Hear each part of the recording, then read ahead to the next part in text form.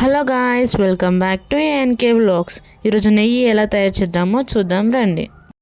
వారం రోజుల నుంచి తీసిన మీగడతోని నెయ్యి ఎలా చేద్దామో చూద్దాం రండి. లో ఫ్లేమ్లో పెట్టుకుంటూ మంచిగా నెయ్యిని కలుపుతూ ఉండాలి, లేకపోతే పొంగిపోతుంది.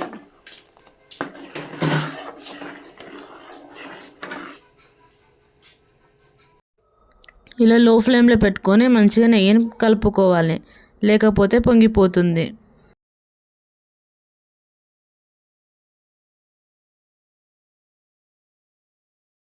ఇలా లో ఫ్లేమ్లో పెట్టుకుంటూ మంచిగా నెయ్యిని కలుపుకోవాలి. ఇప్పుడు ఆ కరిగిన నెయ్యిని మంచిగా స్ట్రెయిన్ చేయాలి. ఇలా చేస్తే నెయ్యి రెడీ. ఇప్పుడు ఆ స్ట్రెయిన్ చేసిన దాన్ని ఒక గిన్నెలోకి వేసుకొని మంచిగా ఫ్రై చేసుకోవాలి.